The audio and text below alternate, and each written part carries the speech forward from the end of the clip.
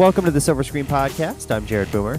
And I'm Katie Gainey West. This is a podcast about movies and pop culture. And today we're discussing the newest film in the Guardians of the Galaxy franchise, the final one in the Guardians of the Galaxy franchise. That's Guardians of the Galaxy Volume 3. It does not have any title after that. It's just Volume 3. So we will be talking about Guardians today here on the show in depth. First, though, we do have some news items to get to. First up, our man Tom Hanks has a new book out. I didn't even know he was writing another book. I've read his first book, which is like a short story collection that is pretty good. But is this new book also short stories or is it something else? No. And also, I think he's written, I'm going to do a quick Google search. I think he's written several books. Okay. But I know Uncommon Type, you and I think that's what you're referring to. Yes. Yep. And yeah, he has a couple things because he also has Everything I Learned in Life. Okay. Oh, nope. Sorry. Somebody else wrote this about Tom Hanks. So this actually could be his second one.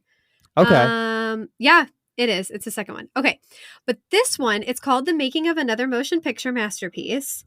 And I don't think this is like a firsthand account of all of his films, but it's based on movies that he's been in and his experience in motion pictures, like making films. Okay. Very cool. So yeah, but he talks about, the synopsis, it doesn't give a lot, but I know that it talks about it's different parts, and it starts in 1947, so it's about a soldier returning from war. He meets his nephew and then he disappears for 23 years. Okay. In 1970, we cut to the nephew is now like drawing comic books and reconnects with the uncle. And then in present day, there's a successful director discovers the comic book and turns it into a contemporary superhero movie. Okay. But I know that all of this has to do with like things, his experiences in like filmmaking, being an actor and stuff. Yes. But Goodreads only, I looked, I held off. I was like, I don't know if I'm going to pre-order this. And then yesterday, of course, I ordered it like the day you could buy it. So I ordered it, but Goodreads only had a couple reviews. I mean, it was like less than 100 and it was about a 4 out of 5. Okay. So it's like, it's doing fine. But we'll see. I'll keep you posted. But again, it's called The Making of Another Major Motion Picture Masterpiece. Okay. Well, we'll see how good that Tom Hanks novel is. So definitely we'll probably read that because it's written by Tom Hanks. So we'll see how that one is. This is his debut novel too, because the last one was short stories. So this is a complete story, all in one. So some other news items. We have to mention that Robert De Niro had another child. Congrats, I guess. He's 79 years old, had his 7th child. Just for some context, his oldest daughter, Drina, is 51 and now has a new child who is obviously 0. So quite a big split. He said to some organization that fatherhood brings both mystery and excitement. How long is this kid going to get to see him live? Like, I don't know. Even if he lives to 100, the kid's only 21. Also, okay, I'm sorry, I was kind of paying attention, but who did you say the mom is? So that is still kind of like up in the air. It's a pretty unknown person. Because he got divorced like fairly recently. And I thought, well, that's not who the mom is. Well, and it's also Tiffany, I think she's older. Tiffany Chin, who is his girlfriend, I guess. And she also works on like movies and things. But she's not like an actress, I don't think, but she is involved with the movie industry somehow. So I see. Yeah, so kind of an unknown there. And people are still trying to figure out a lot of info about Tiffany Chin and, how her and De Niro got together. So yeah. So I guess best of luck to Robert De Niro there. Good luck, sir. Next news item is Jamie Foxx. Boy, Jamie Foxx has been having a lot going on. And he's been having a really bad medical thing happening, but they haven't said what it is. He's been in the hospital for a while though. And they say it's not life-threatening, but they are saying that it's pretty serious, whatever it is. So I did some digging. I don't know that any of this is right because they really are keeping this very private, but apparently he has blood pressure problems. Okay. And the article I read, I can't even source it. I don't even remember. I was just kind of looking last night, but they said that it is more serious than the family's letting on. Okay. Um, Okay. but I felt really bad because I don't dislike Jamie Foxx. I wouldn't say I'm a big fan. But I at first thought like, oh, people are being dramatic. And now I feel terrible because this actually does sound really pretty serious. I hope he's okay. And the fact that he's even been in the hospital for a month that's telling. So I Yeah, don't know that's a what's long going on, but time. I wonder if it has something to do with high blood pressure, which can be catastrophic for people. Yeah. So again, not a lot of updates there. Just he's in the hospital right now, and there's no official reports from the family or his agent or anything like that about what's kind of going on. So Yeah. hopefully we'll get an update soon about Jamie Foxx, and then also update on Jonathan Majors. He was in court via Zoom on Tuesday for a hearing that was related to those assault and harassment charges that were filed against him back in March. So he denied the allegations, and his attorney denied the allegations. His attorney issued a statement to CNN and said, quote, "This is a witch hunt against Jonathan Majors driven by baseless claims. To be clear, there are no new charges against Mr. Majors. They also are accusing the prosecutors of racial bias in the case and reiterated that their team has provided investigators video evidence that allegedly exonerates Jonathan Majors. So not a lot happened in this initial hearing, but they are scheduled for another one on June 13th. So we'll probably get some more info there. So Wow. It's funny though, because I brought that up because I was talking to a couple people this week about it because I completely forgot that there was an altercation or whatever we want to call it. But it was weird that we've heard nothing. Whoever his PR team is, though, they're doing a really good job because when this first happened, we barely heard anything. And then now there's barely been any update even on what did he do, who's involved, mhm. what's going on. We just know he went to court. So no corrections this week as we wrap up with news. So we'll get on to recommendations. I have been watching a show. Allison and I have been watching this, and you may have heard of this, Katie. The show's called Yes. Jury Duty, and it's Yes. on Amazon, but you can watch it free through Freevee. But we just watch it through But it's Amazon. on Amazon. I was going to ask Yes. where this is because I want to watch it. Everyone's talking about it. Yeah, so it is a show where everybody on the show except one person is an actor. And James Marsden is also on the show. He would be like the Yeah. biggest name, but everybody else is kind of like a low key actor, obviously, because what the whole premise is they bring this guy in who's not an actor who thinks he is there just for jury duty, but is unaware that they're actually like making a TV show about the whole thing. We've only watched 2 episodes so far. They're both pretty funny. It's a lot of improv comedy because they kind of just they obviously have like story beats or like big moments that they want to hit, but in Uh-huh. terms of how that plays out, it just kind of is all up to the actors, and obviously they got to go off of like the guy's reaction too that doesn't know what's going on. His name's Ronald. So it's a really good show so far, though. It's pretty funny and it's unique. And also, Ronald, who is on the show, I just saw this today. He's going to be in a new commercial for Mint Mobile, which Oh, was owned by Ryan Reynolds, but he just sold right. that. So he's getting some commercials and other work out of it, which is cool since he was just kind of an unknown that was on the show. Well, I watched Stephen Colbert. You know Hmm. how I think you can tell when Stephen really likes a guest, like when he Yeah. actually is a fan and wants to talk to them. And he interviewed James Marsden about this show, so I listened to it because I like looking at James Marsden. And he was talking about it, and it sounded really funny. And everyone's been talking about it. And I've also never had jury duty. I I don't haven't know either. that I don't know that I'd want to do it forever or be in like a high profile case, but I am more curious about it, I would say, than most people because I mainly hear people just say jury duty's the worst. But it sounded like such an interesting concept, and I definitely want to watch it now. So we'll see. Jared just said in our chat that maybe our jury duty letters will come as soon Our as the episode's summons, out. yeah, will So come in the yeah, mail so right after we we'll publish this. see. Yeah. But I'm glad you're. Oh, and then Jared, I had a question. Did all the episodes come out at once, or are they releasing like a couple at a time? That I'm not sure about, but Okay. I know all the episodes are out now. Okay. So you can watch. There's only 8 episodes. And it looks like how they did it is they released a couple every week. They're only like 30 minutes. I'm looking at the Wikipedia page. So they released like 4, and then they did 2, and then they did the final 2. So, but all of them are out Okay. now. So, yep. Cool. And I meant to tell you that I am caught up on Succession now. So the only one I haven't seen is the one that Nice. happened Sunday. So I'm Okay. aware of everything that's going on at this point.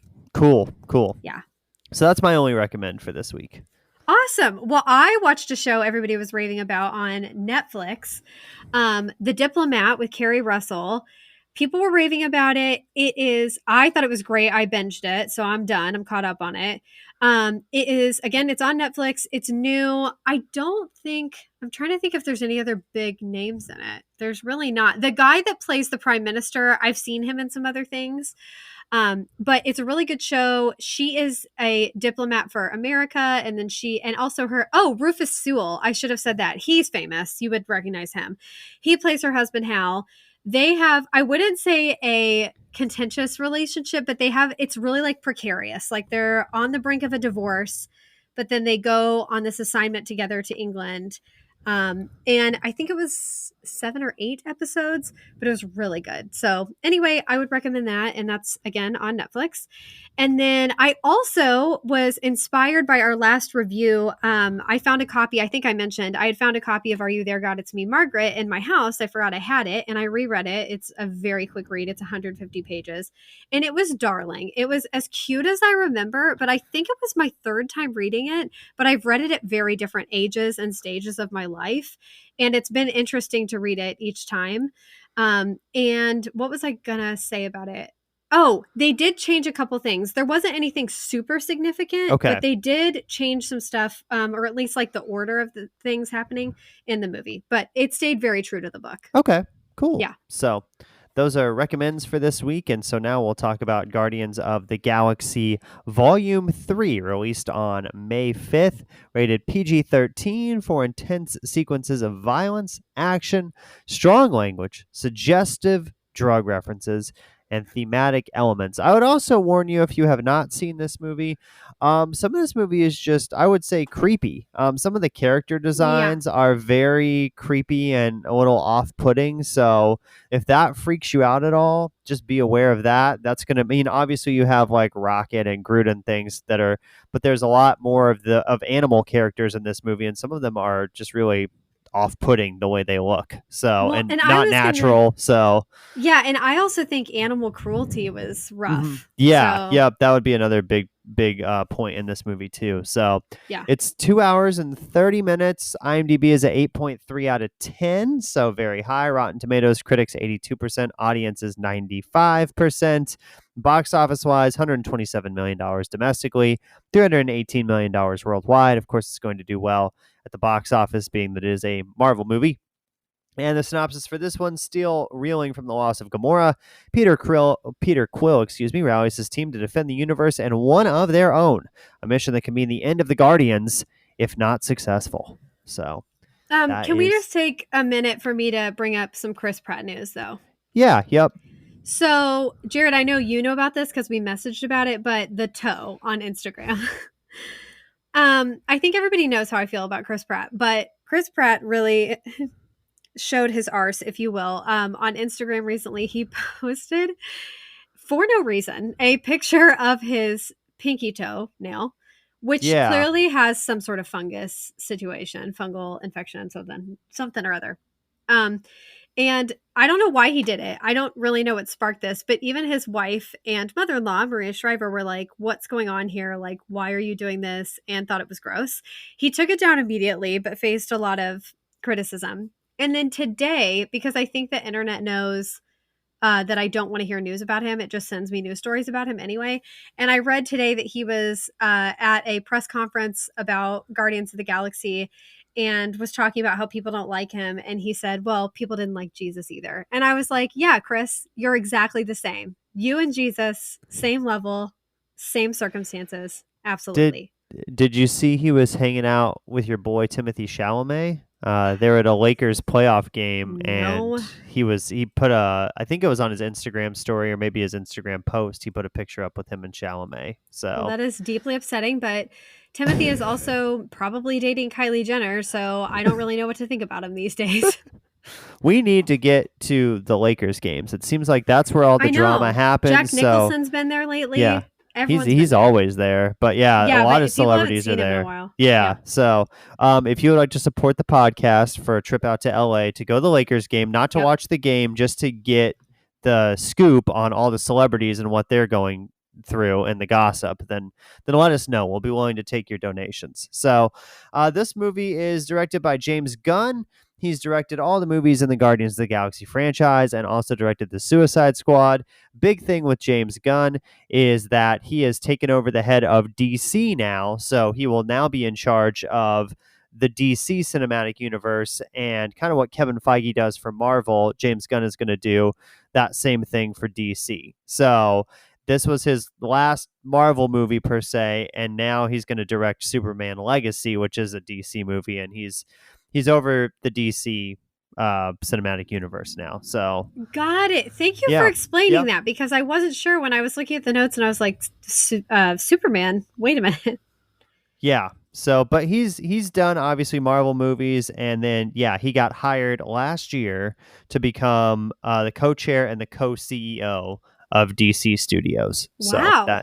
that is his new job now. So, and he's Okay. 56 years old. So obviously, still pretty young in terms of directing, and has a lot of time ahead of him, even though he's done a bunch of projects so far. So, we will take a quick break here on the show. We'll come back talk about the cast and our likes and dislikes for Guardians of the Galaxy. And we're back here on the Silver Screen Podcast talking about Guardians of the Galaxy. In the lead role is Peter Quill, played by one Chris Pratt. Yes, let's just get through this, shall we? Chris Pratt is known for Parks and Recreation, the Lego movie, the Guardians of the Galaxy franchise, and the Super Mario Brothers movie that just came out, and the latest Jurassic World installments. Next up, he will star in The Electric State, Cowboy Ninja Viking, and Garfield. Very nice. Then we have, I practiced this, Chukwudi Iwuji. He is the High Evolutionary. He's the villain of the film. He is originally from Nigeria, and he even attended Yale for a while. But it looked to me when I was researching that he didn't actually graduate from there. But amazing that he attended and got in. He is best known for Designated Survivor, When They See Us, The Split, and John Wick Chapter 2. He does not yet have any upcoming projects listed. Lastly, we have someone I love so much, Bradley Cooper. Jared, if you could give me a crush alert. Thank you, sir. I am crazy about Bradley Cooper, and he plays Rocket, who is the raccoon in this film. He is a major, major character in this film. Bradley is, of course, known for A Star is Born, American Sniper, American Hustle, Silver Linings Playbook, Licorice Pizza, and Nightmare Alley. And along with acting, he previously directed A Star is Born. Next up, he is going to be directing and starring in Maestro, where he will portray Leonard Bernstein. When does that movie come out? I feel like we've been talking about that I know. forever. I don't know. It's August, coming out July? sometime this year, it says. So it's going to be released by Netflix. So don't know what time during this year, but it will be coming out this year. So There you go. yeah, Carey Mulligan also in that movie too. So Yes, excited for that. And then yeah, this movie does have an all-star cast, per usual for Marvel films. This movie also stars Zoe Saldana, Pom Klementieff, Dave Bautista, Karen Gillan, Vin Diesel, Will Poulter, Elizabeth Debicki, and Sean Gunn. so we'll get into our likes and dislikes now for Guardians of the Galaxy Volume 3.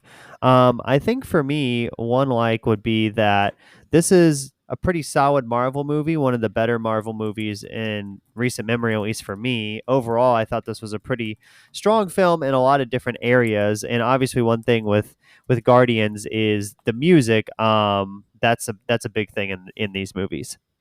Yes, I really liked the music. I think that the music in especially in Guardians of the Galaxy, are like a whole other character in the film. And I don't know who did all the sound design and stuff like that, but they pick the best like rock songs, or I don't know. And a lot of them are not. contemporary, or like modern music that we listen to.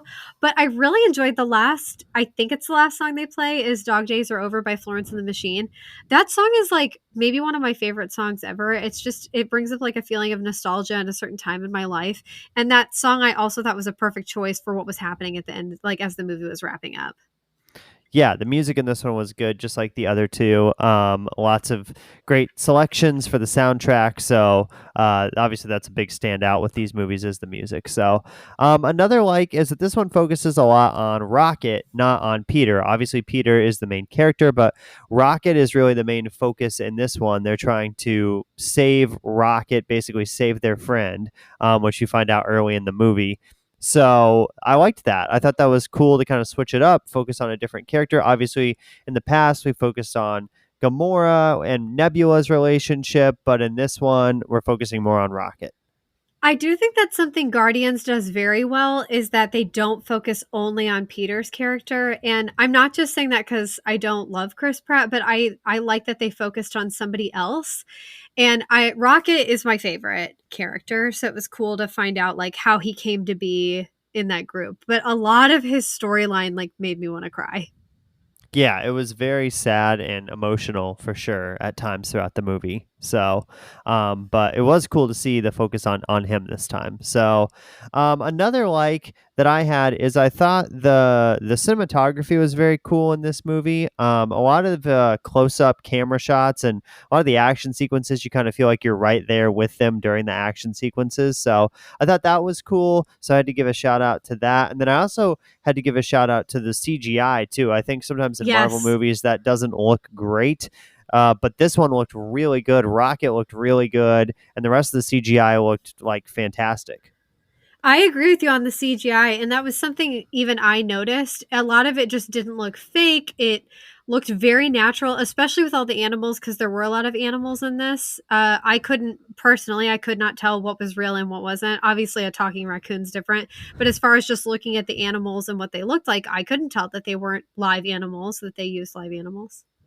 So another like two is that the decision to keep Gamora and Peter as friends and not turn that back into a romantic relationship when it could have gone either way, obviously, but James Gunn decided because he also wrote this movie that they were just going to stay as friends, and I liked that. I thought that was a nice choice. There's really no romance in the movie at all. I mean, there's Chris Pratt reflecting on his relationship with Gamora, but at the end they decide they're just going to stay friends. Agreed. That was one of my favorite decisions of this film. And it's good that we're talking about it because there's certain things I kind of forgot about and it's reminding me, oh yeah, they really did that well. And that relationship, I wasn't sure how it was going to end, and I think it would have been very easy for them to have like a romantic moment and be done. Like I thought at the end they were about to kiss and then they didn't. Hmm.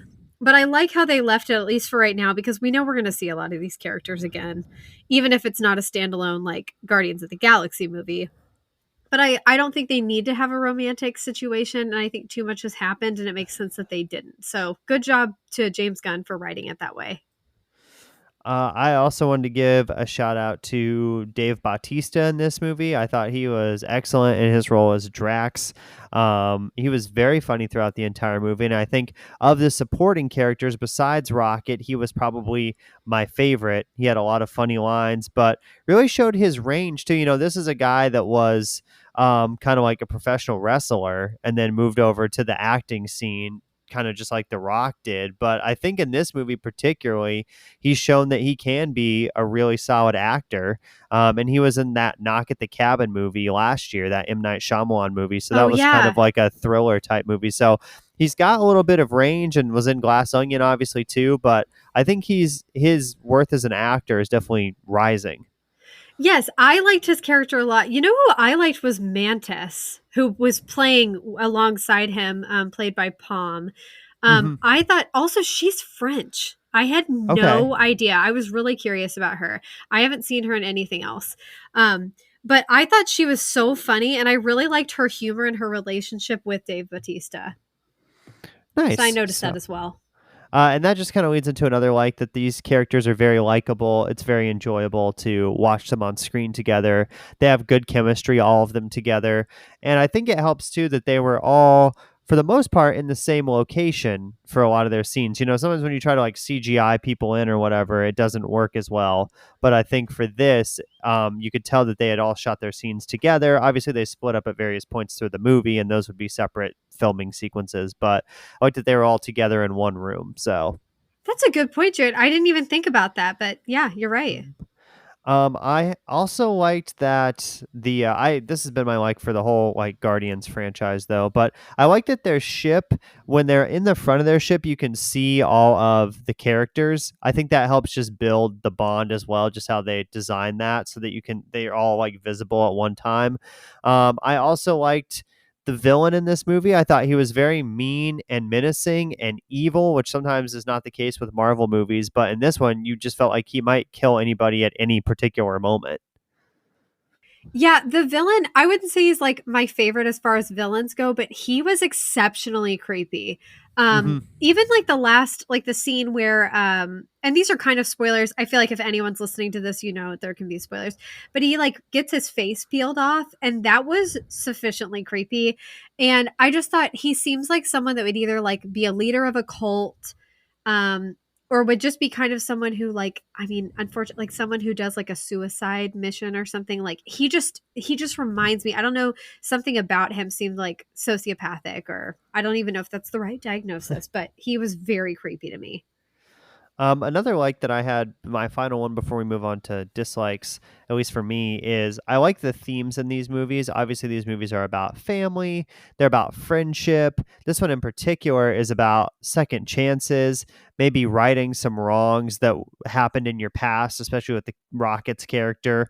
And I thought those were all very good themes to explore in this movie. Very positive kind of uplifting overall. I mean, there's things that happen in the movie that aren't positive, but the overall theme of the movie is positive. Yes, agreed. And I think maybe my last thing, it's kind of twofold, but I liked that this movie, and I think Guardians is pretty good at this, of not being melodramatic. I think some of the Marvel movies where they tend to go wrong is they make some like harebrained scheme and people are just dramatic and the stakes are so high. And this seemed like a really realistic problem. And also Rocket, the other thing I enjoyed so much, I don't know that it's a theme, but the animals were so sweet and lifelike, and that felt like a family in itself. Like the family that he created, that he had before he joined all the Guardians, that felt like just as much of a family as the Guardians do. And that broke my heart, but also was very sweet and heartwarming as well.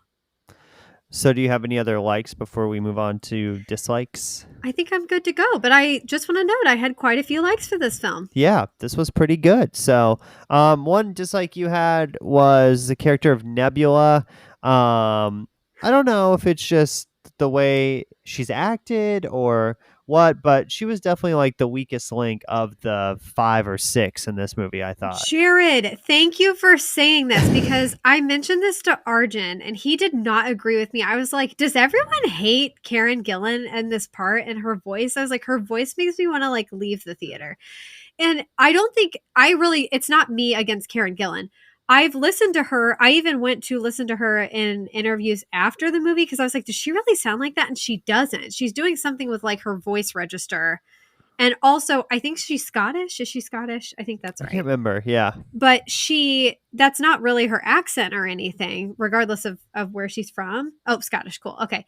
But I just cannot, I don't think that character's funny. I think she's super weird. She reminds me of someone I know that I don't love. I know that that's not the fault of her or the writing or anything, but that's makes it harder to watch. But I cannot stand whatever tone, accent, whatever her voice is doing drives me up a wall. So that might be controversial, but I think Nebula is like an awful character. And yeah, I think she was the weakest link of the film. Another dislike was obviously this movie explores animal cruelty and the things surrounding that nature. And that's very tough to watch at times, even though the animals are CGI and they're not real animals. You still feel for the animals, and with that happening so much in the movie, that was for me very tough to watch at times. Me too. I mean, I welled up with tears multiple times watching the animal stuff. And Jared, they incinerated a turtle. Mm-hmm. Yeah. I Yep. about lost my mind. And so that was super sad. And then just everything that happens to the animals, I think you all can kind of know what we're talking about and where we're going with this. You know what did make me happy was when he was able to get all the little baby raccoons. That kind of Yeah. made up for it. But man, the animal stuff was hard to watch. I was okay. I can't really ding it for that, but I do think they could have done maybe a little bit less of it or rated it hard, like put that in the rating. Because I do think that's very serious to have to watch that for the extended amount of time you see in this film. Um, and it just made me really emotional, and I wasn't prepared for it. So another thought that you had was that you thought this movie felt like 2.5 hours. I would disagree a little bit. I thought this was Okay. pretty paced pretty well. And I didn't really find myself checking my watch that often. So especially once we got into the third act, I thought that was very well done, and it didn't go on too long, but was long enough to get the story across. But you felt a little differently. Yeah, I didn't think it was terrible, and maybe I shouldn't have worded it that way. I thought the pacing was actually quite good too. I think they could have trimmed it down a little. Like, I think this Okay. could have been a 2 hour, 5 minute movie. I thought just like 2.5 hours seemed a little bit much for me because I really liked the story. I liked the themes. I liked everything we've talked about, but I don't think it was super complex where you needed that much time to explain the story and get a resolution. That's what I mean. I can agree with that. I mean, it was a pretty simple story that they were telling. Yep. So when you look at that and the involvement in that, it's not like there's tons of different plot points that are going on in this. And I think that's the final dislike, is that this is a good movie, but doesn't really advance the plot of the Marvel Cinematic Universe very much. It's a nice wrap up movie for this particular group of characters and kind of what they're doing, but it's definitely a one off movie. But I would say that's kind of a dislike and also a like. I mean, it's nice that you don't have to have watched a bunch of Disney Plus TV shows and a bunch of previous Marvel movies to kind of know what's going on in this one, as long as you know kind of what happened with Thanos and, Gamora from the last one and Infinity War and Endgame and stuff like that, then you'll be okay. So that was nice that you could just go in and watch this one if you wanted to, especially if you had only seen the other two Guardians movies. Jared, you just really won me over with that comment. I did not even think about that. And you're absolutely right, because one of my major dislikes about Marvel is that you have to do like extensive research before each film. You have to watch all the TV shows, all the spin-offs, everything. And if you don't, you're just kind of screwed. And with this movie, you didn't have to do that. So they did that very, very well. And I'm trying to think if there's anything else I wanted to say about it. I will say, I don't know if this was my favorite. I think my second was the least favorite. Yeah, I would I agree. think the Yep. second was my least favorite. Um, but I'd probably have to rewatch the first one again to kind of know what was my favorite. But I thought this was good. I will say, of the critics' reviews and stuff I read, they said that this didn't like really advance stories. I do kind of agree with that. I don't know that by the end I felt like there was a lot of progress made or like it moved a story forward. It was just interesting to find out about Rocket's life and what led him here and kind of see where the Guardians are currently at. But I don't know that to me it like propelled us forward for a new storyline, but that's fine. Yeah, I mean, spoiler alert here, but if you've seen it, you've probably sticked around for the end credit scenes. I mean, there's a scene in the credits where like they show what is maybe going to be the new group of Guardians possibly going forward, which would be like Rocket, Groot, the other character from this movie, I forget his name, the guy that was all painted gold, the Oh yeah, I dog can't and remember his his name either. owner. Like they showed that could be like the group kind of going forward, which was interesting if they decide to do more movies. Then also at the end they said Star-Lord will return, so obviously Chris Pratt is going to be back in something Yeah. as Peter Quill, as playing that character, probably the next round of Avengers movies that will be coming up here in a couple of years. So It says his name is Adam Warlock in okay, Guardians of the Galaxy Volume 3. Will Poulter. Weird. okay, Okay, sure, I'll believe it. cool. So are we ready for grades? Yes. Okay. Okay. Everyone, I'm kind of doing it on the fly because I really wasn't sure where to put this. I did quite enjoy this movie. I enjoyed it a lot more than I thought I would. Okay. I'm going to give this, I'm going to give it an 85. Okay. I hope I Very don't live nice. to regret that. I do think you brought up some really good points that I didn't even consider. I did think it was a lot better than I expected it to be. I don't think it's a movie I'm going to watch over and over again, but as far as just likable characters and an enjoyable story and where it ranks with like recent Marvel films, it's a lot better than a lot of the recent ones, in my opinion. So I'm going to go 85. Nice. I'm going to go a little bit higher than you. I'm going to give this a 92 out of 100. Okay. Really liked it. Thought it was really well done. I think it, like you said, one of the better Marvel movies in quite a while, at least for me. Probably since Shang-Chi. That was probably my last Oh, loved big that. real favorite one. I did not think Black Panther 2 was that insanely I good. did like So, that one. Yeah. So that's the yeah, only thing we really differ on. But yeah, and we both thought Thor wasn't great. So, yeah. but yeah, And this was Doctor really good. Strange Yeah, hasn't Doctor Strange been. was okay, but Yeah. not great. So, yeah, this was good though. Definitely worth seeing in a theater. I would highly suggest you do that if you haven't seen it yet. If you listen to this whole episode and haven't seen it, then that's a little odd, but you do you.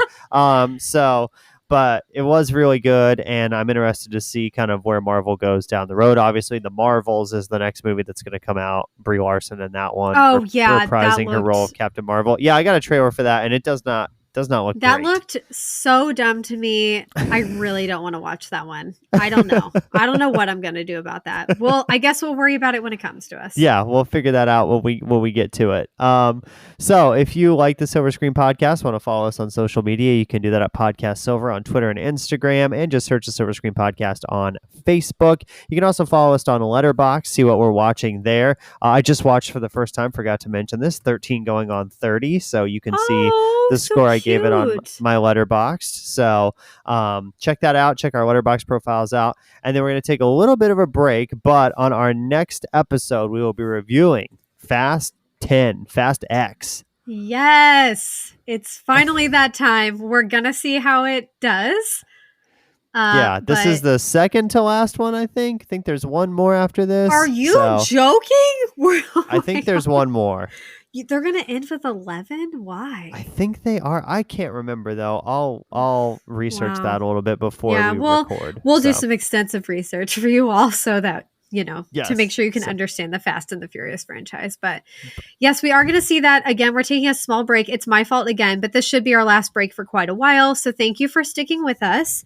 And we appreciate too all the comments and stuff. I had a couple friends message me today, Jared, that they were listening to the podcast and sent me little screenshots. So nice. Anyway, thank you all for listening. Yeah, and next episode we'll be reviewing Fast 10.